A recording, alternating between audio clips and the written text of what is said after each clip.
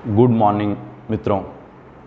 આજે આપણે chapter number 3 start કરવા જઈ રહ્યા છે, પ્રવાહ વિદ્યુત। મિત્રો, બોર્ડની પરીક્ષાની દ્રષ્ટિએ વાત કરીએ તો આ ચેપ્ટરનું કુલ વેઇટેજ 9 માર્ક્સનું છે।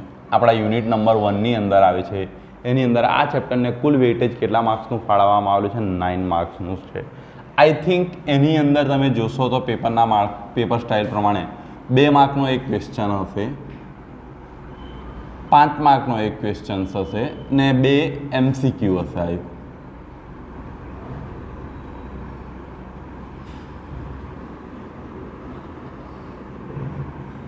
આ રીતના મિત્રો બોર્ડે ટોટલ 9 માર્ક્સ ફાળવ્યા છે। આ બ્લુપ્રિન્ટ જસ્ટ આપણી સમજણ માટે છે, એનું પેપર સેટર દ્વારા સંપૂર્ણ પાલન કરવામાં આવે એવું જરૂરી હોતું નથી। એટલે મિત્રો ખાસ કાળજી રાખવાની, આપણે ચેપ્ટરનો અભ્યાસ કરવાનો છે। હવે આ ચેપ્ટરની વાત કરીએ તો મિત્રો શું છે, તો પહેલાં હું તમને એ કહી દઉં, આ ચેપ્ટર પ્રમાણમાં ઘણું ઇઝી છે। કેમ ઇઝી છે? કારણ કે મિત્રો તમે જે વસ્તુનો અભ્યાસ ધોરણ 10ની અંદર કર્યો છે એ જ વસ્તુને થોડુંક આગળ લઈ જવાનું છે। યાદ કરો, તમે ધોરણ 10ની અંદર પ્રવાહ વિદ્યુત અથવા વિદ્યુત પ્રવાહ કરીને એક ચેપ્ટર હતો જેનો તમે અભ્યાસ કર્યો હતો, એ જ કોન્સેપ્ટ આગળ વધશે મિત્રો। ચેપ્ટર એકદમ ઇઝી છે, મજા આવે એવું છે મિત્રો। હા, થોડુંક થિયરી પાર્ટ પણ આવે છે, એકદમ ચર્ચા રિલેટેડ પાર્ટ હશે, એટલે થોડો કદાચ વચ્ચેના ભાગમાં આપણને બોરિંગ પણ લાગે, પણ મિત્રો એ અગત્યનું હશે એટલે આપણે એના તરફ જરૂર ધ્યાન આપીશું। ત્યાર પછી મિત્રો આ ચેપ્ટર પ્રમાણમાં ઘણું લેન્ધી પણ છે। ચેપ્ટર તમે જોશો તો ઘણું લેન્ધી છે, એટલે ઘણો લાંબો સમય આપણને જોઈશે આ ચેપ્ટર ચલાવવા માટે। પણ ચેપ્ટર એકદમ ઇઝી છે। તમે જેમ આની અંદર તમે પ્રયત્ન કરતા જશો મિત્રો, જ્યાં સુધી હું માનું છું આ તમે કોઈ પણ એક્ઝામમાં આ ચેપ્ટરના ક્વેશ્ચન્સ સહેલાઈથી સોલ્વ કરી શકો, જો તમે પ્રેક્ટિસ કરી હોય તો। હવે પ્રવાહ વિદ્યુત તરફ આપણે જઈએ। પ્રવાહ વિદ્યુત બોલો અથવા વિદ્યુત પ્રવાહ બોલો, ઇલેક્ટ્રિસિટીનો અભ્યાસ કરવાનો છે ટૂંકમાં આ ચેપ્ટરની અંદર। મિત્રો હવે પ્રવાહ વિદ્યુત પ્રવાહ શું છે? આ તો તમે ધોરણ 10ની અંદર શું ચર્ચા કરી હતી? વિદ્યુત પ્રવાહ તમે કોને કહેતા હતા? વિદ્યુત પ્રવાહ કોને કહેતા હતા? તો શું કહેતા હતા? વિદ્યુત ભારોની ગતિ। શુદ્ધ ભાષામાં કહીએ તો આપણે શું કહેતા હતા? વિદ્યુત ભારોની જે ગતિ છે, વિદ્યુત ભારોની ગતિને શું કહેતા હતા આપણે? વિદ્યુત પ્રવાહ કહેતા હતા। મિત્રો એ ગતિની અંદર પણ આપણે જોયું તો વિદ્યુત ભારોની જે ગતિ હતી એની પરિણામી ગતિને આપણે ધ્યાનમાં લેતા હતા, પણ હમણાં આપણે એની એટલી ચર્ચા કરતા નથી। મિત્રો વિદ્યુત ભારોની ગતિ એટલે તો સાહેબ આપણે ચેપ્ટર નંબર 1 અને 2ની અંદર પણ આપણે વિદ્યુત ભારોનો જ અભ્યાસ કર્યો છે।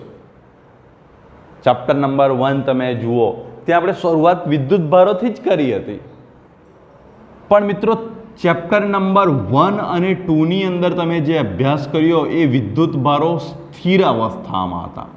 સ્થિર અવસ્થામાં વિદ્યુત ભારો હતા। કઈ અવસ્થામાં હતા? સ્થિર અવસ્થામાં। એટલે મિત્રો એને સ્થિત વિદ્યુત શાસ્ત્ર પણ આપણે કહેતા હતા। ઇલેક્ટ્રોસ્ટેટિક્સ તરીકે ઓળખતા હતા। મિત્રો ચેપ્ટર નંબર 3ની અંદર તમે શું કરવાના છે? વિદ્યુત ભારોને ગતિ કરાવશો। વિદ્યુત ભારોને ગતિ કરાવવાના છે, અને એ ગતિ કરશે તે શેનું નિર્માણ કરશે? વિદ્યુત પ્રવાહનું। પણ મિત્રો હવે ગતિ પણ બે પ્રકારની, ઘણા બધા પ્રકારમાં આપણે ગતિને વર્ગીકૃત કરી છે। આપણે અહીં 2 પ્રકારની ગતિને ધ્યાનમાં લઈશું। એક ગતિ હશે અચળ વેગી ગતિ, અચળ વેગી ગતિ, અને બીજી ગતિ હશે આપણે પ્રવેગી ગતિ। હવે મિત્રો અચળ વેગી ગતિ કોને કહેતા હતા? જે ગતિ દરમિયાન શું હોય? વેગ અચળ રહેતો હોય। વેગ શું રહેતો હોય? અચળ રહેતો હોય। તો તે સમયે જે વિદ્યુત પ્રવાહનું નિર્માણ થશે એનો અભ્યાસ તમે ચેપ્ટર નંબર 3માં કરવાના છે। અને મિત્રો પ્રવેગી ગતિ એટલે વિદ્યુત ભારોની ગતિમાં વધારો થશે। કન્ટિન્યુઅસલી શું થતું હોય? પ્રવેગ વધતો જતો, એટલે કે જેમ વેગ શું થતો હોય? વધતો જાય પ્રવેગી ગતિની અંદર। તો મિત્રો જ્યારે આવી ગતિ થશે, વિદ્યુત ભારો આ પ્રકારની પ્રવેગી ગતિ કરશે, ત્યારે પદાર્થની અંદર ચુંબકત્વના ગુણધર્મ પણ ઉત્પન્ન થશે। એટલે વિદ્યુતની સાથે એટલે વિદ્યુત પ્રવાહની સાથે એમાં ચુંબકત્વની પણ અસર જોવા મળશે। તો મિત્રો એના માટે આપણે ચેપ્ટર નંબર 4માં એની ચર્ચા કરીશું. એટલે હમણાં આપણે જે વિદ્યુતભારોની ગતિ હશે કેવી ગતિ હશે? અચળ વેગી ગતિ. મિત્રો ઘણી વખત આપણે અભ્યાસ કરતાં કરતાં એવું લાગશે કે વિદ્યુતભારોનો વેગ વધે છે, પણ મિત્રો એવું હશે નહીં. હું તમને ત્યારે સમજાવીશ કે આપણને વિદ્યુતભારો અચળ કઈ રીતે ગતિ કરે છે જો આપણને એવી કોઈ સમસ્યા ઊભી થાય તો. પ્રવેગી ગતિની અંદર વિદ્યુતભારોના વેગમાં કન્ટિન્યુઅસલી શું થતો હશે? વધારો થતો હશે. હવે મિત્રો આપણે વધુ સમય ના લેતા આ ચેપ્ટરને સ્ટાર્ટ કરીએ અહીંથી કે વિદ્યુતભારોની ગતિ પરથી. ધોરણ 10 ની અંદર મિત્રો આપણે જોઈ ગયા વિદ્યુત પ્રવાહનું નિર્માણ જે હતું એ વિદ્યુત પ્રવાહનું નિર્માણ શેની લીધે થતું હતું? નિર્માણનું કારણ શું હતું? તો વિદ્યુત ભારોની ગતિ. આપણે શું લેતા હતા? વિદ્યુત ભારોની જે ગતિ છે એ ગતિને કારણે શેનું નિર્માણ થતું હતું? વિદ્યુત પ્રવાહનું નિર્માણ થતું હતું. હવે વિદ્યુત ભારો મિત્રો પ્લસ પણ હોઈ શકે અને માઇનસ પણ હોઈ શકે. ધન વિદ્યુતભાર અને ઋણ વિદ્યુતભાર, આપણે એવા બે પ્રકારોમાં આપણે એનું ક્લાસિફિકેશન કરેલું છે. મિત્રો હમણાં આપણે જસ્ટ આપણે વિદ્યુત પ્રવાહની વ્યાખ્યાને થોડુંક ધ્યાન લેવાનો પ્રયત્ન કરીએ છીએ. તો દાખલા તરીકે હું કોઈ એક આ રીતનો વાહક લઈ લેમ છું. કોઈ એક વાહક તાર લેવામાં આવે છે. આ રીતનો આપણે કોઈ એક વાહક તાર લઈએ તો મિત્રો એની અંદર ધન અને ઋણ વિદ્યુતભારો હશે. એ બંને શું કરતા હશે? ગતિ કરતા હશે. તો સપોઝ આપણે ધારી લઈએ કે પ્લસ ક્યુ એટલે કે ધન વિદ્યુતભારો આગળની તરફ જે ગતિ કરે છે એ આ તરફ ગતિ કરે છે. તો પાછળની તરફ ઋણ વિદ્યુતભારો ગતિ કરતા હશે. કેટલા હશે? માઇનસ. ધન અને ઋણ વિદ્યુતભારોની ગતિની દિશા કેવી હશે? હમણાં પરસ્પર આપણે કેવી લઈએ છીએ? વિરુદ્ધ. તો મિત્રો હું ધારો કે સપોઝ આ એક આડછેદ સિલેક્ટ કરું છું. વાહકનો આ આડછેદ મેં સિલેક્ટ કર્યો. એટલે કે આડછેદ એટલે મિત્રો દાખલા તરીકે આ પેન છે, પેનને તમે આમ વચ્ચેથી કટ કરો તો આ ભાગ એનો શું કહેવાશે? આડછેદ કહેવાશે. તો એ આડછેદમાંથી પરિણામી કેટલો વિદ્યુતભાર પાસ થાય છે? તો પ્લસ ક્યુ અને અહીંયાથી કેટલો હશે? માઇનસ. પરિણામી વિદ્યુતભાર એટલે કે આ વિદ્યુતભાર પાસ થતો હશે. હવે આ વિદ્યુતભાર મિત્રો એમ કે જેટલા સમયમાં પાસ થતો હશે એટલે કે પરિણામી સ્થિર વિદ્યુતભાર ક્યુ જે પાસ થાય છે એ આપેલ સમયગાળાને કેવા પ્રમાણમાં હોય છે? સમપ્રમાણમાં હશે. એટલે ક્યુ ચલે છે, તમને જે સમય હશે એને કેવું હશે? ટી. માટે અહીંથી આપણે ચલે છે એનું ચિહ્ન દૂર કરીએ તો ક્યુ બરાબર શું હશે? I into T. માટે આઈ ઇક્વલ ટુ શું હશે? ક્યુ ડિવાઈડ બાય ટી. મિત્રો ધોરણ 10 ની અંદર આપણે વિદ્યુત પ્રવાહની આ જ વ્યાખ્યાનો અથવા આ જ સૂત્રનો ઉપયોગ કરી ગયેલા છે. I ઇક્વલ ટુ શું હતું? ક્યુ ડિવાઈડ બાય ટી. તમે ધોરણ 10 ની અંદર આ જ સૂત્ર લખતા હતા. હવે મિત્રો આપણે થોડુંક શું કરીએ? થોડુંક સમયનું વેરિએશન લઈએ. ધારી લઈએ કે ટી સમયે જે વિદ્યુતભાર છે, ટી સમયે પાસ થતો વિદ્યુતભાર ક્યુ છે અને થોડોક સમય વધારે આપવો એટલે ટી પ્લસ ડેલ્ટા ટી સમયે જે પાસ થતો વિદ્યુતભારનો જથ્થો છે ક્યુ પ્લસ કેટલા થાય છે? Delta T. તો અહીં જે સરેરાશ વિદ્યુત પ્રવાહ છે એટલે કે એવરેજ એટલે કે સરેરાશ વિદ્યુત પ્રવાહ લઈએ તો એ વિદ્યુત પ્રવાહ આપણે કઈ રીતે કાઢવાનો છે? અહીંયાથી Q plus delta Q minus Q divide by અહીંયા કેટલા આવી જશે? Delta T. કેટલો વધારાનો સમય આપ્યો? ડેલ્ટાથી. તો અહીંયાથી ક્યુ અને ક્યુ કેન્સલ થશે એટલે તમારી પાસે શું આવશે? Delta Q divide by delta T. મિત્રો આ તમારું શું હતું? સરેરાશ વિદ્યુત પ્રવાહ. એટલે કે સરેરાશ વિદ્યુત પ્રવાહને આપણે આ રીતે લખતા હતા. એવરેજ જે કરંટ છે, average current delta Q divide by delta T. એટલે મિત્રો શું થશે? આના પરથી તમે શું લખી શકો? આપેલ સમયગાળામાં. અહીંથી શું લખી શકો? આપેલ સમયગાળામાં વિદ્યુત ભારમાં થતો ફેરફાર. વિદ્યુતભારના જથ્થામાં થતો ફેરફાર ડિવાઈડ બાય સમયગાળો. તમે જે સમયગાળો લીધો છે. મિત્રો ખાસ ધ્યાન રાખજો. તમને દાખલા તરીકે એવું કહેવામાં આવે 0 થી 6 સેકન્ડની વચ્ચે સરેરાશ વિદ્યુત પ્રવાહ ગણો તો મિત્રો તમારી પાસે શું હોવું જોઈએ? 0 સેકન્ડનો પ્રવાહ હોવો જોઈએ, 6 સેકન્ડનો વિદ્યુતભારો, અને એમની શું કરવાની છે? બાદબાકી કરવાની છે ડિવાઈડ બાય સમય. એટલે આપણે મિત્રો એને લગતા પ્રોબ્લેમ હશે ત્યારે સોલ્વ કરીશું. એટલે સરેરાશ જે વિદ્યુત પ્રવાહ હતો એ વિદ્યુત પ્રવાહ આપણે આ સૂત્રથી ગણવાના છે. હવે મિત્રો તમને યાદ હોય તો ધોરણ 10 ની અંદર આપણે વ્યાખ્યાયિત કર્યું હતું કે ના? એ નહીં, પરંતુ સરેરાશ પછી તમે યાદ કરો ધોરણ 11 ની અંદર તમે ગતિ વ્યાખ્યાયિત કરતા હતા. સરેરાશ વેગ, સરેરાશ પ્રવેગ, એ બધી ભૌતિક રાશિઓને તમે જ્યારે વ્યાખ્યાયિત કરી હતી ત્યાર પછી તરત જ તમે શું કરતા હતા? તાક્ષણિક વેગનો અભ્યાસ કરતા હતા. સરેરાશ વેગનો અભ્યાસ કર્યો તો તરત શું આવતું હતું? તાક્ષણિક વેગ. સરેરાશ પ્રવેગ તો તાક્ષણિક પ્રવેગ આપણે ગણતા હતા. તો મિત્રો એ રીતે જો આપણી પાસે અહીંયા સરેરાશ વિદ્યુત પ્રવાહ આવી ગયો તો આપણે તાક્ષણિક વિદ્યુત પ્રવાહને વ્યાખ્યાયિત કરવો પડશે. ઇન્સ્ટેન્ટેનિયસ કરંટને વ્યાખ્યાયિત કરવો પડશે. તો મિત્રો એ જોઈએ. ચલો મિત્રો, આપણે સરેરાશ એવરેજ કરંટ કઈ રીતે વ્યાખ્યાયિત કર્યો? એવરેજ કરંટ એટલે વિદ્યુત આપેલ સમયગાળામાં વિદ્યુત ભારમાં થતો ફેરફાર ડિવાઈડ બાય શું લખતા હતા? સમયગાળો. આ રીતે આપણે શું કર્યો? સરેરાશ વિદ્યુત પ્રવાહને વ્યાખ્યાયિત કરો. હવે મિત્રો આપણે તાક્ષણિક જોઈતું હોય, તાક્ષણિક જોઈતું હોય તો સમયને શું કરવું પડશે? સૂક્ષ્મ બનાવવું પડે. એટલે ઇન્સ્ટન્ટેનિયસ કરંટ જોઈતો હશે આપણને તો શું કરવું પડશે? સમયને સૂક્ષ્મ બનાવવું પડે. કેટલું સૂક્ષ્મ બનાવવું પડે મિત્રો? તો ડેલ્ટા ટી લિમિટ જે છે એની લક્ષ કેટલી લેવી પડે? 0. એટલે અહીંયા કેટલા થઈ જશે? ડેલ્ટા ક્યુ ડિવાઈડ બાય શું થઈ જાય? Delta T. અને મિત્રો જો આપણે આને આ રીતે લખીએ તો એને આપણે એક કામ કરીશું મિત્રો, આ રીતનો સિમ્બોલ લખીશું. એના માટે આપણે સ્મોલ આઈ લઈ લઈએ, આ રીતનો આઈ ઓફ ટી લખીશું. એટલે ટી સમયનો પ્રવાહ, તો આ રીતે ડીક્યુ બાય ડીટી. એટલે આ તમારું કયું સિમ્બોલ હશે? ઇન્સ્ટન્ટેનિયસ પ્રવાહ. એટલે જે તે સમયનો પ્રવાહ, તાક્ષણિક પ્રવાહ. દાખલા તરીકે બીજી સેકન્ડ હશે તો બીજી સેકન્ડનો પ્રવાહ, 5મી સેકન્ડ હોય તો 5મી સેકન્ડનો પ્રવાહ. આ રીતે મિત્રો હશે. હવે મિત્રો તમે અહીં જોઈ શકો છો વિદ્યુત પ્રવાહ શું છે? તાક્ષણિક વિદ્યુત પ્રવાહ તો વિદ્યુત ભારનું સમયની સાપેક્ષે કરેલું વિકલન છે. આ મિત્રો શું છે? વિદ્યુત ભારનું સમયની સાપેક્ષે કરેલું વિકલન છે. સમયની સાપેક્ષે કરેલું વિકલન એ મિત્રો તમને શેનું મૂલ્ય આપે છે? વિદ્યુત પ્રવાહનું મૂલ્ય આપે છે. એટલે જ્યારે વિદ્યુત ભારનું સમયની સાપેક્ષે વિકલન કરવામાં આવે છે ત્યારે આપણને શેનું મૂલ્ય મળતું હોય છે? વિદ્યુત પ્રવાહનું મૂલ્ય મળતું હોય છે મિત્રો. હવે મિત્રો આના યુનિટ એટલે કે એકમની ચર્ચા કરીએ તો આનો એકમ કયો થશે મિત્રો? ચલો, વિદ્યુત ભારનો એકમ કયો છે? વિદ્યુત ભારનો એકમ કયો છે? કુલમ.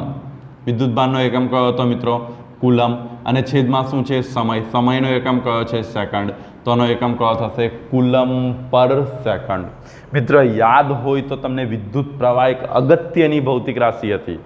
યાદ કરો ધોરણ 11 જેની અંદર આપણી પાસે 7 ફંડામેન્ટલ યુનિટ્સ જે હતા, એટલે કે ફંડામેન્ટલ જે ક્વોન્ટિટી હતી એટલે કે મૂળભૂત ભૌતિક રાશિઓ હતી તેમાંની એક ભૌતિક રાશિ કઈ હતી? વિદ્યુત પ્રવાહ હતી. અને વિદ્યુત પ્રવાહનો એકમ આપણે ત્યાં કયો લખેલો હતો? એમ્પિયર લખેલો હતો મિત્રો. તો કુલમ પર સેકન્ડને આપણે કયા નામે ઓળખવાના છે? એમ્પિયર તરીકે ઓળખીશું. કુલમ પર સેકન્ડને કયા નામે ઓળખવાના છે? એમ્પિયર તરીકે. મિત્રો એક બીજી વસ્તુ તમે ધ્યાનમાં રાખજો, કુલંબ મૂળભૂત ભૌતિક રાશિ નથી. કુલંબ મૂળભૂત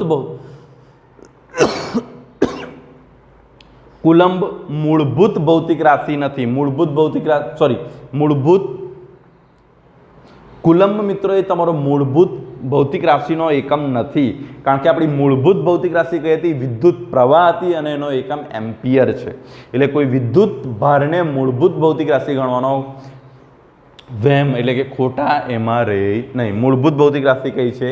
એમ્પિયર છે મિત્રો. ચલો મિત્રો, હવે એકમ આવી ગયો.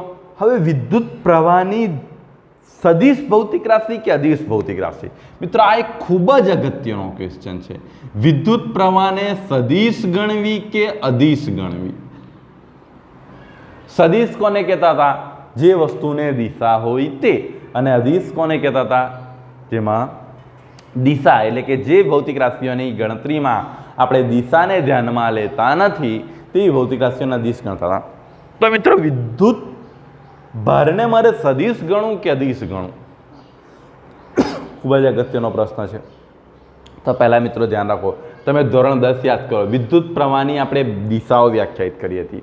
વિદ્યુત પ્રવાહની વાસ્તવિક દિશા કઈ છે? યાદ હોય તો તમને વિદ્યુત પ્રવાહની જે વાસ્તવિક દિશા છે આપણે કઈ લખેલી હતી? ઋણ વિદ્યુત ભારની દિશા.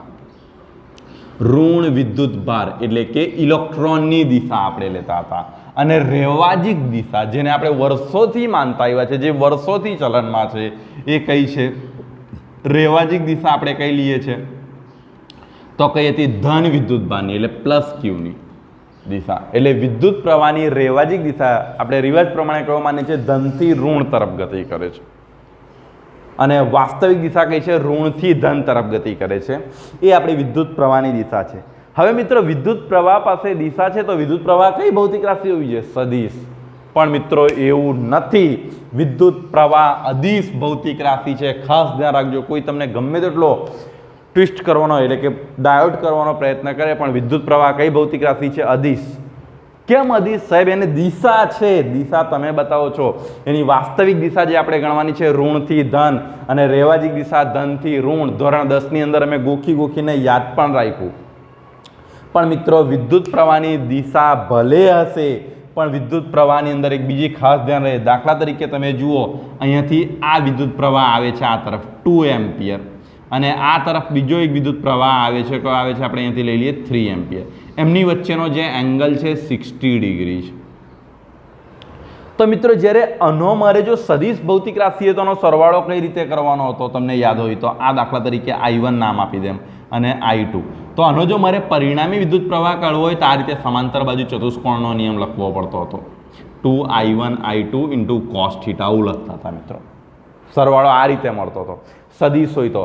પણ મિત્રો સદિશ હોય તો પણ આની અંદર પરિણામી વિદ્યુત પ્રવાહ જોવામાં આવે તો ડાયરેક્ટ કેટલો થઈ જાય છે? 5 એમ્પિયર. એટલે 2 એમ્પિયર પ્લસ 3 એમ્પિયર ડાયરેક્ટ કેટલા થઈ જાય છે? 5 એમ્પિયર.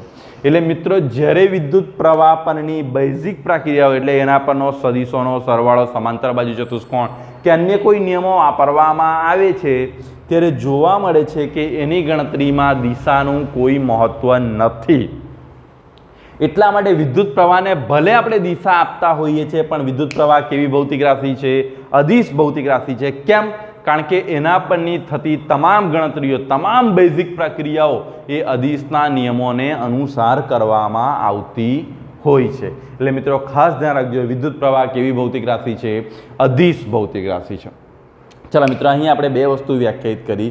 એક એવરેજ કરંટ એવરેજ કરંટ, તો delta Q divide by delta T, અને તાક્ષણિક કરંટ એટલે કે આપણે ક્ષણિક પ્રવાહ જોઈએ તો I ઇક્વલ ટુ શું છે? dq by dt.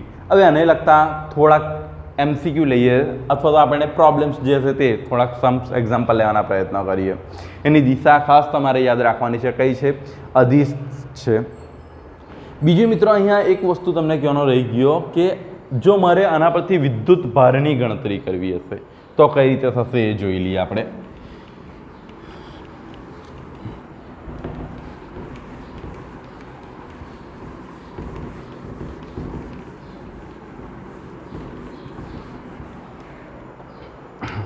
તો જો મિત્રો I ઇક્વલ ટુ આપણે શું વ્યાખ્યાયિત કર્યું? dq by dt. આ રીતે તો સ્મોલ ક્યુ લખી દઉં છું. ચાલો, dq બાય dt. તો મારે q જોઈતા હોય તો મિત્રો કઈ રીતે મળશે? તો I ઇન્ટુ શું હશે? dt ઇક્વલ ટુ શું હશે? dq. ધેરફોર હું શું લખી શકું? dq ઇક્વલ ટુ શું હશે? I into dt. Therefore q equal to શું હશે? ઇન્ટિગ્રેશન I ઇન્ટુ અહીંયા આનું ઇન્ટિગ્રેશન કરી દઈએ તો શું થશે? અહીંયાથી ડેલ્ટા ક્યુનું તો ક્યુ, અને અહીંયા શું આવી જશે? I dt. એટલે ક્યુ તમે આ રીતે ગણી શકશો મિત્રો. જો તમારી પાસે વિદ્યુત ભારેનું મૂલ્ય માંગ્યું હોય તો તમારે આ રીતે ગણો. ગુજરાત બોર્ડની અંદર આનો એક્ઝામ્પલ 2 થી 3 વખત પૂછાઈ ગયું છે. એટલું નહીં મિત્રો, આપણી જે જૂની ટેક્સ્ટ બુક હતી તેની અંદર આને લગતો એક એક્ઝામ્પલ પણ હતો. એટલે ખાસ ધ્યાન રાખવાનું છે, આપણે વિદ્યુત ભારોની ગણતરી આ રીતે કરી શકતા હોઈએ. ચલો મિત્રો, થોડાક ન્યુમેરિકલ્સ લેવાના પ્રયત્ન કરીએ. ફર્સ્ટ ન્યુમેરિકલ, કોઈ વાહકમાંથી પસાર થતો વિદ્યુત પ્રવાહ આપણે આ રીતે લખી દઈએ. q of t equal to 5t² plus 3t plus 1 વડે આપવામાં આવે છે. ચલો, એટલે કોઈ વાહકતા લીધેલો છે એમાંથી પાસ થતો જે વિદ્યુતભારનો જથ્થો છે એ સમય અનુસાર આ રીતે બદલાય છે. q of t equal to કોઈ આપણે છે 5t² પ્લસ 3t પ્લસ 1 આ અનુસાર બદલાય છે. તો પહેલો ક્વેશ્ચન આપણે મિત્રો લખી દઈએ. t બરાબર 5 સેકન્ડે 5 સેકન્ડે વિદ્યુત પ્રવાહનું મૂલ્ય મેળવો. વિદ્યુત પ્રવાહનું મૂલ્ય કેટલા?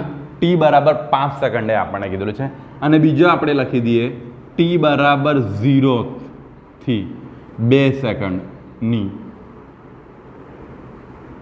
2 સેકન્ડમાં વાહકમાંથી પસાર થતો પ્રવાહ શોધો। ચલો મિત્રો, આપણી પાસે અહીંયાથી આ રીતનો એક ક્વેશ્ચન છે।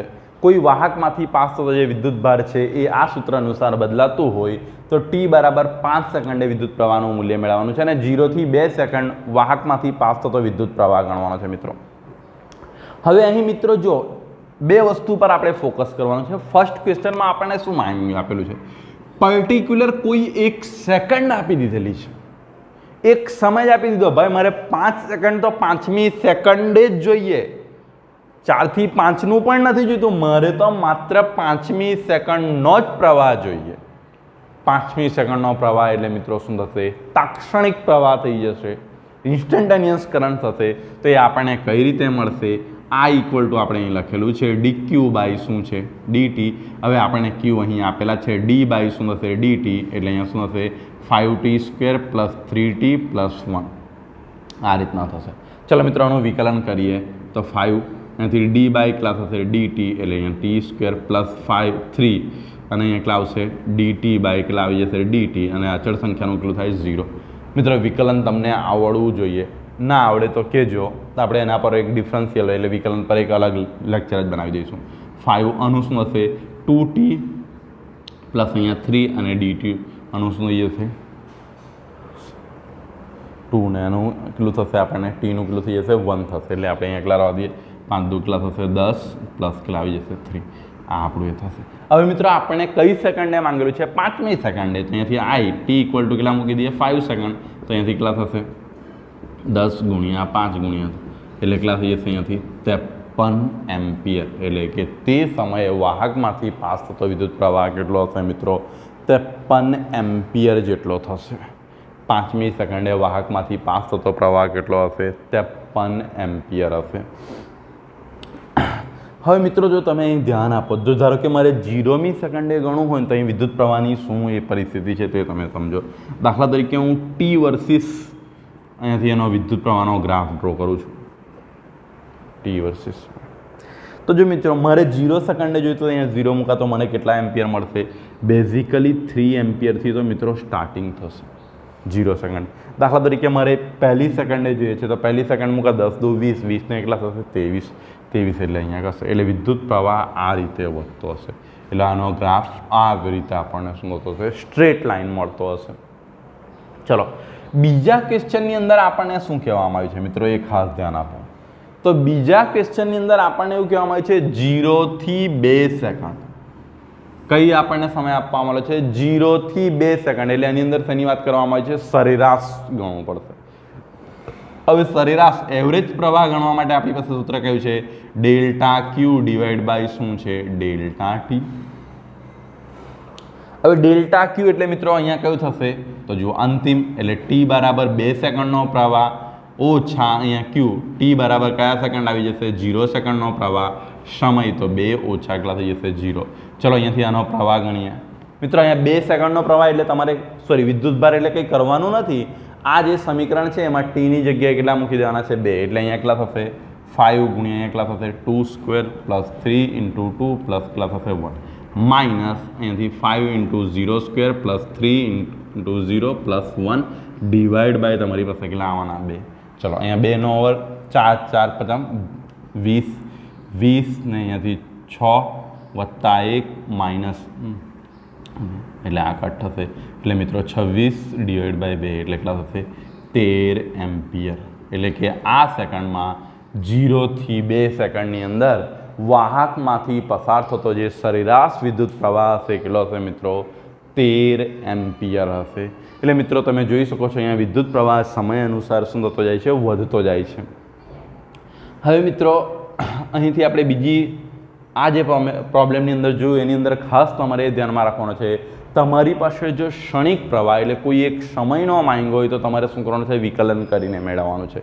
અને જો કોઈ સમયગાળો તમને આપવામાં આવેલો હોય તો તમારે શું કરવાનું છે? સરેરાશ વિદ્યુત પ્રવાહની શું કરવાની છે? ગણતરી કરવાની છે। ચલો નેક્સ્ટ પ્રોબ્લેમ તરફ જઈએ। અગત્યનો ક્વેશ્ચન છે, કોઈ વાહકમાંથી પસાર થતો પ્રવાહ આ સૂત્ર પર આધાર રાખે છે, I = I0 + α t અનુસાર બદલાય છે। જ્યાં I0નું મૂલ્ય આપણને આપવામાં આવેલું છે. I0 બરાબર કેટલા લઈ લઈએ 10 એમ્પિયર અને આલ્ફાની જે વેલ્યુ છે કેટલી લઈ લઈએ મિત્રો, આલ્ફા તો 4 લેમ છું. હવે મિત્રો આલ્ફાનો એકમ કયો હશે? થોડુંક લોજિક દોડાવો ધોરણ 11નો. જો મિત્રો તમને એક વસ્તુ ખબર હોવી જોઈએ કે આની અંદર કોઈ પણ ભૌતિક તમે જ્યારે સમીકરણ લખો છો ભૌતિક રાશિનો ઉપયોગ કરીને, ત્યારે તે સમીકરણમાં આવતા દરેક પદનું પારિમાણિક સૂત્ર કેવું હોવું જોઈએ? સમાન. હવે આનો જો એકમ એમ્પિયર છે, આનો એકમ એમ્પિયર છે, તો આ બંને પદો ભેગા એટલે કે આ બંને ટર્મ ભેગા થઈને એક પદ બનાવે છે, તો એનો એકમ પણ કયો થવો જોઈએ? એમ્પિયર. ટીનો એકમ આપણને ખબર છે સેકન્ડ, તો આનો એકમ શું હોવો જોઈએ? એમ્પિયર પર સેકન્ડ. એટલે અહીંયા ટીનો એકમ મૂકીશું એટલે સેકન્ડ કેન્સલ થઈ જાય એટલે એમ્પિયર હશે. તો આપણે લખી દઈએ તો પ્રથમ 10 સેકન્ડમાં વાહકમાંથી પસાર થતો વિદ્યુત ભાર ગણો. શું કહી દીધું મિત્રો? પ્રથમ 10 સેકન્ડમાં એટલે પ્રથમ શરૂઆતની 0 થી 10 સેકન્ડમાં વાહકમાંથી કેટલો વિદ્યુત ભાર પાસ થાય છે. વિદ્યુત ભાર એટલે કે મિત્રો અહીં ક્યુની આપણે ગણતરી કરવાની છે. હવે વિદ્યુત ભારની ગણતરી કઈ રીતે કરીશું? તો આપણી પાસે હું તમને બતાવ્યું આ ઇક્વલ ટુ કયું ઇક્વેશન હતું? આ ઇક્વલ ટુ કયું હતું? ડીક્યુ બાય શું છે? ડીટી. તો અહીંથી ડીક્યુ ઇક્વલ ટુ શું હશે? આઈ ઇન્ટુ શું હશે? ડીટી. ચલો આનું ઇન્ટિગ્રેશન કરી દો એટલે ડીક્યુ અને અહીંયા શું હશે? આઈ ઇન્ટુ શું થઈ જશે? ડીટી. ચલો આનું ઇન્ટિગ્રેશન શું હશે? ક્યુ. અને અહીંયા આઈની વેલ્યુ આપણી પાસે છે કઈ આપવામાં આવેલી છે? I0 પ્લસ શું છે અહીંયાથી? આલ્ફા ટી ઇન્ટુ શું છે? ડીટી. ચલો એટલે શું હશે અહીંયાથી? I0 ડીટી પ્લસ અહીંયાથી આલ્ફા ટી ઇન્ટુ શું હશે? ડીટી. આલ્ફા અચળ છે અને I0 પણ અચળ છે. I0 ચલો એટલે અહીંયાથી ડીટી બાકી રહેશે અને અહીંયા આલ્ફા ઇન્ટુ અહીંયા શું રહેશે? T into DT. ચલો એટલે અહીં શું હશે? I0 ડીટીનું સંકલન કેટલું થશે? ટી અને અહીંયાથી કેટલા થશે? આની ઘાત કેટલી છે? 1. તો આલ્ફા અને અહીંયા t raise to 1 + 1 divide by કેટલા થશે? અહીંયાથી 1 + 1. યાદ છે ને સૂત્ર મિત્રો? કયું સૂત્ર હતું આપણી પાસે? x⁴n dx બરાબર કયું હતું? x⁴n + 1 ડિવાઈડ બાય કયું હતું? n + 1. એ ઇક્વેશનનો આપણે શું કર્યું છે? અહીંયા યુઝ કર્યું છે. એટલે આ રીતના થશે. માટે q ઇક્વલ ટુ તમારી પાસે કયું સૂત્ર આવશે? q equal to I0t plus શું આવી જશે? Alpha t square divide by અહીંયા કેટલા આવી જશે? 2. હવે મિત્રો અહીં એક વસ્તુ આપણે ધ્યાનમાં રાખવાની હતી. કઈ સેકન્ડમાં ગણવાનું હતું? 0 થી 10. એટલે અહીંયાથી આપણે 0 થી 10 સેકન્ડ લઈ લેવાની. એટલે લિમિટ કઈ સેટ કરી દેવાની? 0 થી 10. અને અહીંયા પણ કેટલી હતી? 0 થી 10. આ રીતના 0 થી 10 ને અહીં પણ કેટલી હતી? 0 થી 10. તો મિત્રો અહીં પણ આપણે એ જ રાખીએ 0 થી 10 ને આ તરફ પણ કેટલી હતી? 0 થી 10. ચાલો હવે મિત્રો અહીંયા શું કરીએ? આપણે એની વેલ્યુ મૂકી દઈએ. પહેલાં શું આવે? Upper limit minus lower limit. I0 upper limit કેટલી છે? 10, લોઅર લિમિટ 0 અને અહીંયા કેટલા થશે? આલ્ફા એટલે અહીંયા કેટલા થશે? 10નો વર્ગ માઇનસ અહીંયા કેટલા થશે? 0નો વર્ગ ડિવાઈડ બાય 2. ચલો મિત્રો ક્યુ I0ની વેલ્યુ આપણી પાસે છે 10 ગુણ્યા અહીંયા કેટલા આવી જશે? 10. આલ્ફાની વેલ્યુ છે 10નો વર્ગ કેટલા થશે? 100 ડિવાઈડ બાય કેટલા થશે? 2. અહીંયા કટ કરો એટલે કેટલા આવી જશે? 2. એટલે અહીંયા કેટલા આવશે? 100 + 200 એટલે કેટલા આવી જશે? 300 કુલમ. એટલે કે વાહકમાંથી પ્રથમ 10 સેકન્ડમાં કેટલો વિદ્યુતભારનો જથ્થો પાસ થઈ જશે? 300 કુલમ જેટલો વિદ્યુતભાર શું થશે? પાસ થશે. મિત્રો આ રીતનો એક્ઝામ્પલ અથવા સેમ આ જ અથવા તો થોડી ઘણી વેલ્યુ ટ્વિસ્ટ કરીને આ એક્ઝામ્પલ ગુજરાત બોર્ડની અંદર 2 થી 3 વખત પૂછાઈ ચૂક્યો છે. એટલે ખાસ આના પર ફોકસ રાખવું. અને એમ પણ મિત્રો અગત્યનો છે કારણ કે વિદ્યુત ભાર પ્રવાહનું જ્યારે આપણે આવું સૂત્ર જોતા હોય મિત્રો dq/dt, તો મોટાભાગે આપણે એક્ઝામની અંદર હોય તો વિદ્યુત પ્રવાહની ગણતરી તો બધા જ વિદ્યાર્થીઓ સરળતાથી ગણી શકે છે. પણ મિત્રો જ્યારે વિદ્યુત ભાર ગણવા કે ત્યારે ખાસ ધ્યાન રાખવાનું છે. આ રીતે તમે શું કરી શકો છો? એની ગણતરી કરી શકો છો. ચલો હવે મિત્રો એક બીજો ક્વેશ્ચન આના બેઝ પર જ પૂછાતો જોવા મળ્યો છે MCQ. એને પણ થોડોક સોલ્વ કરવાનો પ્રયત્ન કરીએ. પરમાણુની ત્રિજ્યા લઈ લઈએ. પરમાણુની ત્રિજ્યા યાદ છે મિત્રો કેટલી હતી? 5.3 ગુણ્યા 10⁻11 મીટર. કદાચ તમે કેમેસ્ટ્રીની અંદર જોઈ ગયા હશો. ત્રિજ્યા ના વર્તુળાકાર માર્ગ પર, ના વર્તુળાકાર માર્ગ પર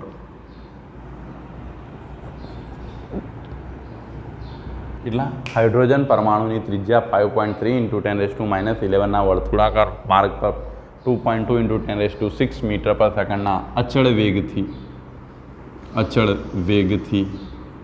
ગતિ કરે છે તો એમાંથી પાસ થતો પ્રવાહ આપણે ગણવાનો છે. કેટલો પ્રવાહ હશે તે? ચલો મિત્રો, હાઇડ્રોજન પરમાણુની આપણને શું આપવામાં આવેલી છે? ત્રિજ્યા આપેલી છે અને એનો વેગ આપવામાં આવેલો છે. આટલા વેગથી ગતિ કરે છે. હવે હાઇડ્રોજન પરમાણુ ત્રિજ્યા છે એટલે મિત્રો કયા માર્ગે ગતિ કરતો હશે? વર્તુળાકાર માર્ગે. ચલો, હવે આપણે શું ગણવાનું છે? વિદ્યુત પ્રવાહ. તો વિદ્યુત પ્રવાહનું સૂત્ર આપણી પાસે શું છે? I = શું છે? Q/T. હવે શું હશે? હાઇડ્રોજન પરમાણુની અંદર માત્ર શું આવેલો છે? ઇલેક્ટ્રોન. એટલે આપણે અહીંયા વિદ્યુત પ્રવાહ એનું મૂલ્ય તો મળી ગયું. કેટલું હશે? 1.6 × 10⁻, કેટલા છે? -19 કુલોમ્બ. આ રીતનું. અને સમય મિત્રો, અહીં આપણને સમય આપવામાં આવ્યો નથી. એક વસ્તુ હું તમને ખાસ કહી દઉં, જ્યારે વર્તુળાકાર માર્ગ પરનો કોઈ પણ વિદ્યુત પ્રવાહની મૂલ્ય ગણવાનો દાખલો આવે, ખાસ ધ્યાન રાખજો કે આ વર્તુળાકાર માર્ગ પર, ત્યારે હંમેશા એનું શું ધ્યાનમાં લેવો? આવર્તકાળ. ખાસ ધ્યાન રાખજો, વર્તુળાકાર માર્ગ હશે એટલે કે ત્રિજ્યા હોય અથવા તો શબ્દમાં લખેલું હોય વર્તુળાકાર, એવું કોઈ પણ રીતે તમને ઇન્ડિકેશન મળતું હોય ત્યારે તમે હંમેશા શું કરો? આવર્તકાળ પર, એટલે એક બ્રહ્માંડની જ ગતિ કરો, એક બ્રહ્માંડ દરમિયાન. તો I = તમારી પાસે શું આવવાનું? Q × T. હવે આવર્તકાળ મિત્રો કોને કઈ રીતે ગણતા? તો વેગ = તમે કહ્યું એક આવર્તકાળમાં પદાર્થ કેટલું અંતર કાપે? 2πr. વર્તુળાકાર માર્ગ પરનો પદાર્થ કેટલું અંતર કાપે? 2πr / એના માટે જે સમય લાગે એક બ્રહ્માંડ માટે એને શું કહે? આવર્તકાળ. માટે T = તમને શું મળશે અહીંયાથી? 2πr / અહીંયા શું આવી જશે? વેગ, v વેલોસિટી. ચલો, અહીંયાથી I = શું હશે? Q / એની વેલ્યુ તમારી પાસે શું છે? 2πr / શું હશે? અહીંયાથી v. ચલો, હવે છેદની છેદ ક્યાં જતો રહેશે? અંશમાં જતો રહેશે. તો I = તમારી પાસે શું મળશે? Q × v / અહીંયા કયા મળશે? 2πr. અને ક્યુની વેલ્યુ ઇલેક્ટ્રોન હોય તો 1.6 × 10⁻⁹. વેલોસિટી તમને આપેલી છે 2.2 × 10⁶. અહીંયાથી કેટલા થશે? 2πr ની વેલ્યુ કેટલી છે? 5.3 × 10⁻11. તમે આ વેલ્યુ મૂકીને તમે શું કરી શકો છો? વિદ્યુત પ્રવાહની ગણતરી કરી શકશો. આ રીતે મિત્રો તમે શું કરી શકો? ગણી શકો. આની અંદર ખાસ વસ્તુ જોવાનું છે કે જ્યારે વર્તુળાકાર માર્ગ પર હોય ત્યારે હંમેશા શું કરો? જો વેગ આપેલો હોય તો પરિભ્રમણ ભાગ્યા, એટલે એક પરિભ્રમણમાં કાપેલું અંતર છેદમાં સમયગાળો, એટલે શું લઈ લો? આવર્તકાળ. મિત્રો, આ 3 MCQs જે મને આજે તમને સોલ્વ કરાવ્યા એ વારે ઘડીએ આપણે ગુજરાત બોર્ડ કે ગુજકેટ કે બીજી એક્ઝામોમાં પૂછાતા જોવા મળ્યા હતા. એટલે આ રીતના. હવે મિત્રો, આજે આપણે ઘણા લાંબા સમય પછી વિડીયો લેક્ચર લઈ રહ્યા છે, તો આજે વધુ લાંબુ ન કરતાં અહીં આપણે લેક્ચરને પૂર્ણ કરીએ. અને મિત્રો, આજે ટીચર્સ ડે છે. તમને યાદ હશે 5મી સપ્ટેમ્બર આજે ટીચર્સ ડે છે. વિડીયો કદાચ 1-2 દિવસ પછી અપલોડ થાય. મિત્રો, તો હું એવી ઈચ્છા રાખું છું કે મારી સાથે જોડાયેલા, એટલે કે આ ડિજિટલ માધ્યમ થકી જોડાયેલા તમામ વિદ્યાર્થીઓ, તમે કોઈ એક ટૉપિક લઈ લો અથવા કોઈ પણ વસ્તુ તમને જે મન ગમે છે તે, જેમાં તમને ઇન્ટરેસ્ટ હોય તેનો 2-5 મિનિટનો જે વિડીયો બને એ વિડીયો બનાવીને મને વોટ્સએપથી મોકલજો. એને આપણે આપણી ચેનલ પર અપલોડ કરીશું. એટલે મિત્રો, દરેક વિદ્યાર્થીને હેપી ટીચર્સ ડે, અને એ વિડીયોને તમે જરૂર મોકલજો. ઓકે, નેક્સ્ટ વિડીયોની અંદર મળીએ.